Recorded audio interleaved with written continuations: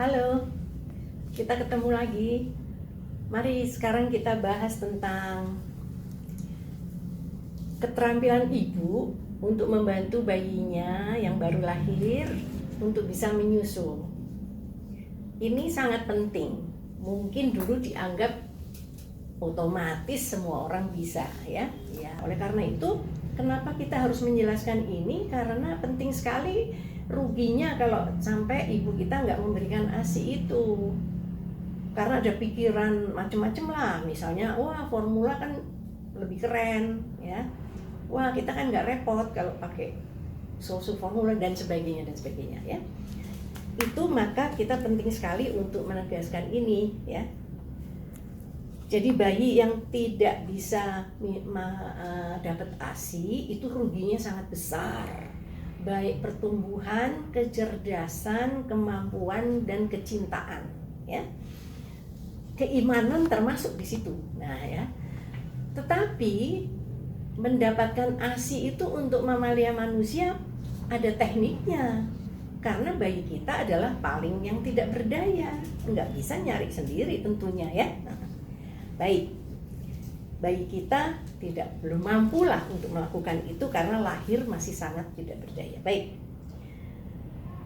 Kemudian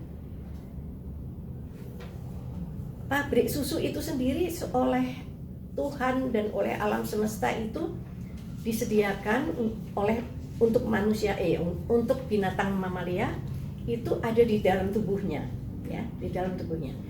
Kapan ya bikinnya, ya? Kan gitu ya, namanya pabrik, ya. Jadi mula ada fondasi itu ya waktu kita janin. Kalau kita lahir sebagai bayi, maka bayi wanita maka sudah ada cikal bakalnya, fondasi. Ibaratnya masih belum bangunan tapi masih fondasinya saja. Nanti mulai remaja, mulai haid, mulai dibentuk hormon-hormon wanita, mulailah tumbuh, maka payudara kita akan tumbuh. Jadi bangunan dibentuk pada saat itu. Tetapi bangunan itu akan terisi direkturnya dan tenaga kerjanya, mungkin pemisahan kamar-kamarnya dan sebagainya gitu pada saat kita mulai hamil. Oleh karena itu, walaupun seharusnya setiap ibu hamil itu pasti bisa menyusui karena otomatis itu satu paket. Kalau kita hamil, otomatis di dalam tubuh kita sudah ada fondasi. Waktu kita remaja udah bikin bangunan. Nah, kan jadinya otomatis sekarang hamil diisi semuanya. Jadi sebetulnya apakah ada ibu yang nggak bisa memberi ASI? Sebetulnya tidak ada. Binatang pun tidak ada, ya. Jadi cuman hanya mamalia manusia adalah mamalia yang paling rumit sehingga kita harus tahu tekniknya. Baik. Tekniknya itu sendiri gabungan dari keterampilan ibu dan modal yang didapat pada bayi lahir itu, ya. Nah, karena proses mekanisme menyusui itu beda. Mungkin kalau kita dot atau minuman atau botol apa, ya, kita tinggal, atau straw kita tinggal ngisep, ya, tinggal ngisep. Artinya isapan itu apa? Menarik keluar. Kalau kita makan Fanta, kita hisap supaya masuk di dalam straw. Nanti kita tinggal telan, kan gitu, ya. Nah, itu juga sama. Tetapi pada bayi untuk menarik itu keluar itu harus memerah. Karena semua cairan di dalam suatu kantong kan harus kita peras keluarnya, ya. Nah, itu caranya adalah dia memerah. Memerah susu itu harus dengan lidahnya, karena sekaligus biar masuk tempatnya, kan gitu. Jadi dia harus dengan lidahnya, maka lidah itu harus bisa keluar panjang tentunya untuk bisa merah. Jadi proses menyusui itu bayi memerah dulu sampai nanti cairannya tuh terkumpul di ujung keluar daripada payudara, baru ada menelan sedikit. Tapi menelannya ya tinggal menelan karena nggak perlu menarik ngisep gitu, ya. Isepan sedikit di ujung, setelah di ujung masuk, kemudian ada proses menelan. Proses menelan terjadi refleks menelan bayi terjadi kalau mulutnya penuh. Itulah namanya proses menyusui. Itu seperti itu. Jadi lidah bayi memerah, kemudian ngisep tapi enteng, ya. Lalu telan kalau memang sudah banyak masuk ke dalam mulut penuh, dia akan refleks menelan. Nah, untungnya si bayi itu bagusnya walaupun tidak sanggup bergerak mendekati pabrik susunya, tetapi dia mempunyai insting, yaitu dia punya refleks, namanya refleks mencari.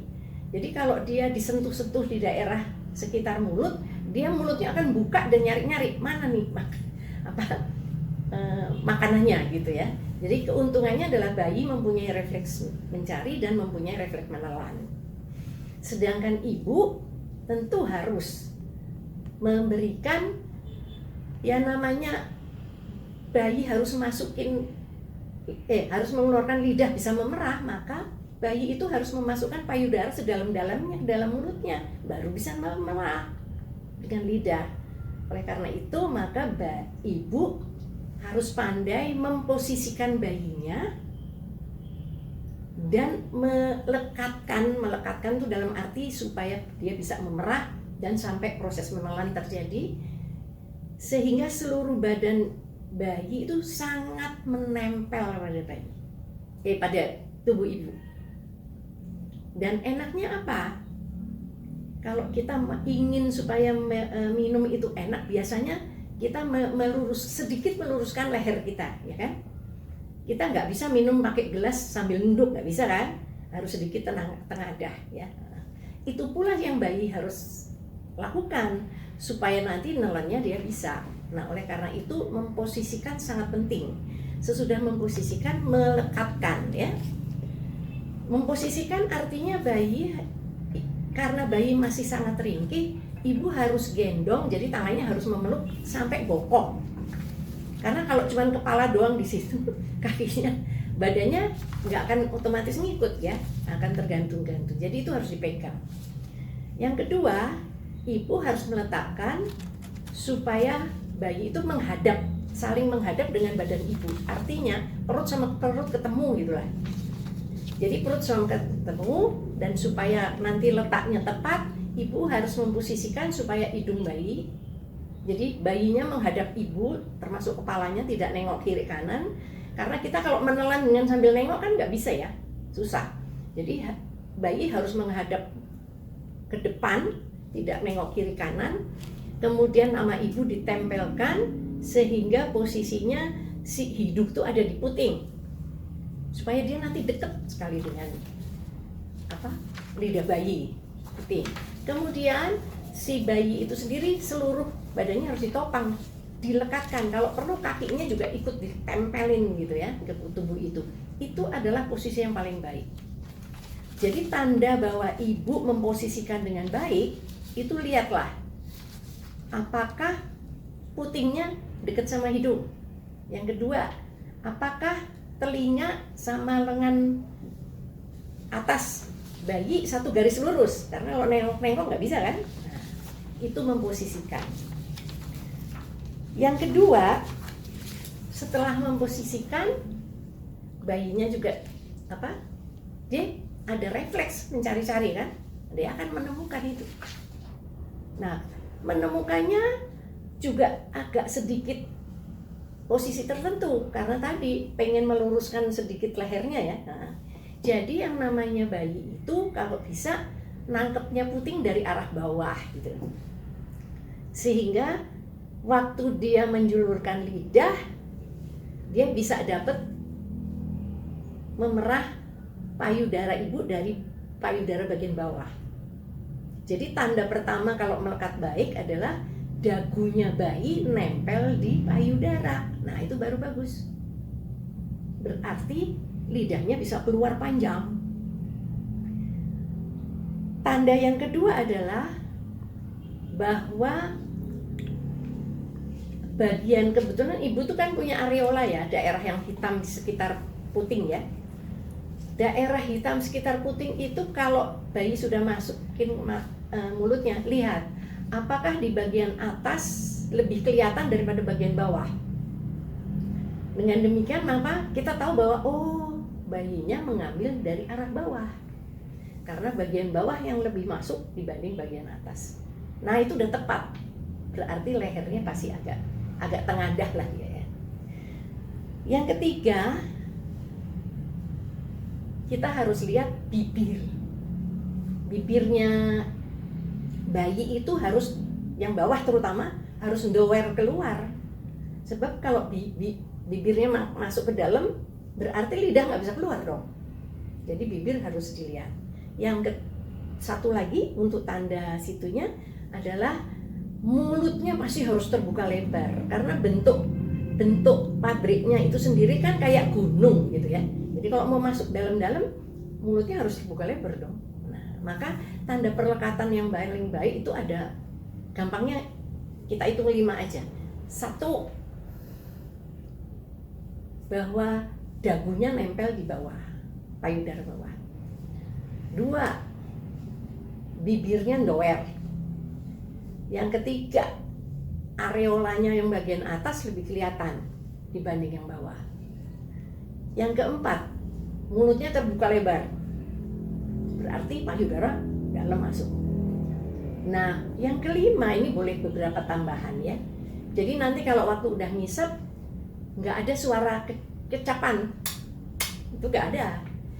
Pipinya juga nggak mencekung, mengisap, karena tugas dia bukan mengisap tapi memerah, lidahnya yang main. Jadi pipinya harus kembung. Kita lihat aja waktu misalnya pipinya nggak kembung ya, pipinya kembung ya gitu. Itu yang diperlukan. Dan kita lihat tadi memposisikannya bagus apa enggak, yaitu satu garis ya antara antara telinga dia dan lengan, bahu dan lengan itu satu garis lurus, berarti dia nggak nengok-nengok ya, jadi tepat berhadapan. Oke, sekarang dari pihak ibu. Ibu harus pandai meletakkannya tadi. Nah, untuk itu maka ada keadaan-keadaan di mana ibu boleh duduk, mau tiduran, mau apalagi kalau habis sesar ya. Itu harus mencari posisi yang menyenangkan sehingga dia bisa meletakkan bayinya dengan baik, seperti itu.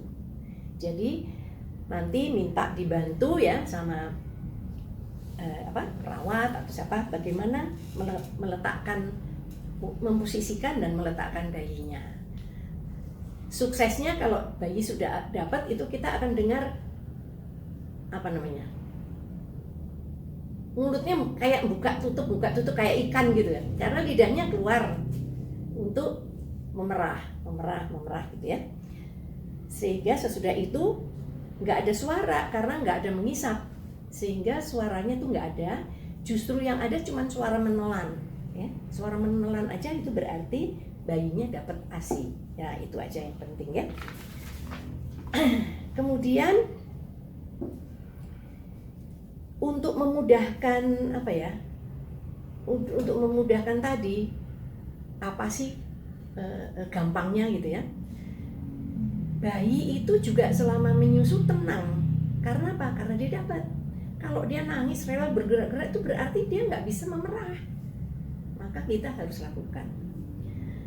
Yang merugikan adalah kalau ibu tidak bisa melekatkan dengan baik, maka itu yang namanya puting. Jadi begini, kalau bayi bisa memasukkan payudara ibu dalam-dalam dan lidahnya dia bisa keluar memerah, maka letak puting, ujung puting itu menyentuh langit-langit bayi. Dengan sentuhan langit-langit bayi itu membuat kekuatan oral motor bayi makin sigap, makin kuat. Nanti refleks menelannya juga jadi lebih kuat. Jadi posisi itulah yang diharapkan supaya kita bisa membantu anak kita bisa mengambil ASI-nya. Nah, untuk mudahnya kita bisa pakai istilah calm, bahasa Inggris ya, nggak apa-apa ya, CALM. Karena memang bayi yang calm lah yang berarti yang akan terdengar suara menelannya karena dia tenang dapat ASI. C-nya sendiri kita sebut chin, yaitu dagunya nempel tadi ya. Kemudian A, A-nya adalah areola. Lihat, areola yang bagian atas lebih kelihatan dari luar dibanding areola yang bawah, karena sebagian besar masuk mulut bayi. Sesudah itu L adalah lips. Bibirnya tadi si bayi, terutama bibir bawah, harus ndower, harus terlipat keluar. Kalau terlipat ke dalam, lidah nggak akan bisa kerja. Yang terakhir, yang keempat adalah M, mouth ya. Mouth itu mulut, jadi harus terbuka lebar. Nah, kita biasanya kalau ibu ingat kaum ini biasanya ya mudah lah bisa melekatkan bayinya, jadi akan siap ya. Nah, kemudian tambahannya adalah bayi tenang, sudah betul, kalem, dan ditambah cheeks. Cheeks artinya pipinya kembung, dan S-nya itulah silent. Tidak ada suara kecuali suara menelan ya. Jadi tidak ada suara kecap. Itu semua yang kita butuhkan seorang ibu kalau mendapat bayi baru lahir, maka itu harus diikuti dengan keterampilan ini. Nah, tetapi ada faktor lain, yaitu tubuh ibu harus siap. Walaupun kita sudah tahu bahwa perkembangan pabrik ASI-nya itu ada ya. Perkembangan pabrik ASI tadi kan dari lahir, remaja dan sebagainya. Jadi nggak bisa enggak produksi itu ada. Tetapi itu semua tergantung konsumennya ngambil nggak. Ada pabriknya, ada mungkin bisa memproduksi. Tapi kalau nggak ada konsumennya, nggak akan dibuat. Sama seperti kita. Kalau kita jualan, barang kita nggak habis, kita nggak mau bikin lagi ya. Tunggu sampai habis mungkin baru ya. Kalau habis banyak ya kita bikin banyak lagi gitu ya. Nah, itu sama dengan pabrik ASI kita ya. Jadi kalau payudara itu dihabiskan, yang ada saat itu di gudang payudara, misal payudara kiri ya, payudara kanan, satu gudang kiri misalnya itu dihabiskan, maka mandor di gudang kiri itu akan minta kirim barang lagi supaya dipenuhin dan bahkan lebih banyak, karena siapa tahu konsumennya nanti tambah banyak gitu kan. Itu sama seperti payudara kita. Jadi kalau kita sedapat mungkin ibu ingin memenuhi kebutuhan bayi, maka bayi kiri kanan harus diberikan dan habis sampai kosong supaya langsung dibuat. Nah, kenapa sih kok bisa begitu, kok sampai kosong baru dibuat? Nah, ini kuncinya, rahasianya.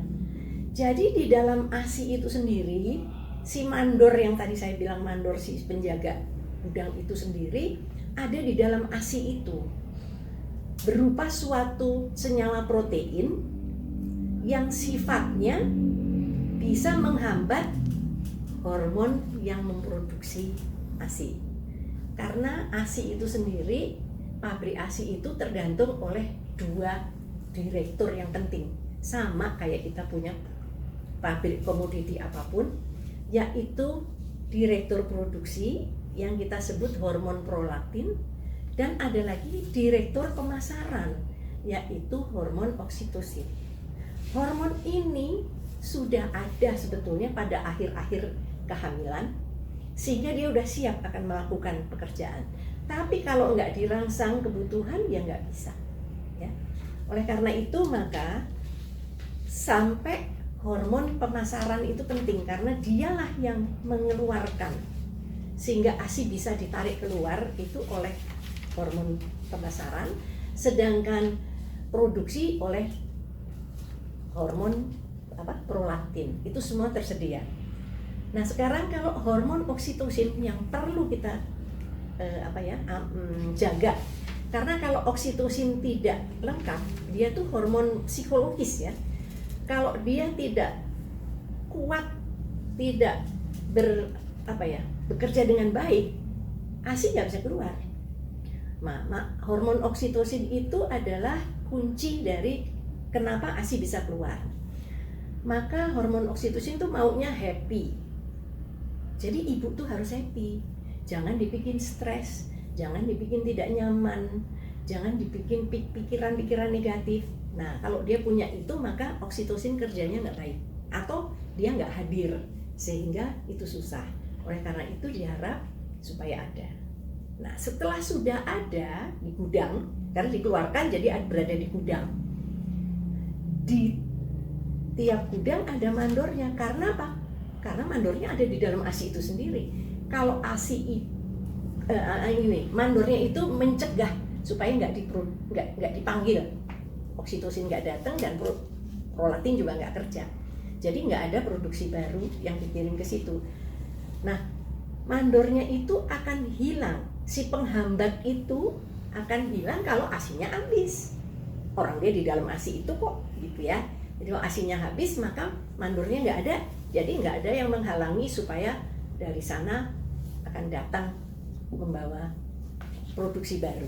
Oleh karena itu, kalau mau sukses menyusui, harus sering menyusukan kepada anak setiap saat anak mau. Kalau bisa tidak lebih dari 3 jam ya, kalau anaknya ketiduran bangunin. Tapi sebaiknya semau bayi, kapan dia minta kasih. Kemudian kiri kanan dikosongkan dan ibu harus happy. Maka keluarga harus mendukung. Ibu tidak kesel, tidak marah, tidak nyaman ya. Makanya pada persalinan kalau ada episiotomi pengguntingan vagina segala itu lebih baik dikurangin ya, karena itu tentu akan mengganggu kerjanya oksitosin. Nah, sudah ada pelaporan dunia, penelitian dunia, ternyata ada fakta bahwa kalau si bayi dipisahkan dengan ibu pada saat begitu lahir, tentu rangsangan itu nggak ada. Rangsangan kulit ke kulit nggak ada, rangsangan refleks mencari-cari nggak ada, semuanya itu nggak ada ya. Jadi karena sudah lewat waktunya, segala sesuatu tuh kalau udah lewat waktunya ya sudah. Orang terjadinya pada saat bayi umur sekian jam, sekian menit gitu ya. Tapi itu nggak digunakan ya sudah. Oleh karena itu kita akan bilang begini, semua akan bisa dapat ASI kalau ibunya ngasih kesempatan dan bayinya minta, konsumennya minta. Oleh karena itu, agar ibu dan bayi pada awal harus tidur bersama terus. Apalagi ibu bekerja, harus kalau malam di rumah harus tidur sama bayi supaya sempat menyusui, menetei. Nah, pada awal-awal gitu yang akan mengisi pabrik ini atau gudang-gudang ini hanya kalau bayinya mengisap. Oleh karena itu, maka kesuksesan pabrik susu kita adalah tergantung pada kerjanya si insinyur bayi kita ini. Ya, dengan demikian maka ibu memang betul-betul harus membantu agar bayi kita bisa mendapat kesempatan, bisa memerah, bisa mendapatkan pabrik ASINya dengan baik, walaupun dia juga insinyurnya. Itu dulu ya.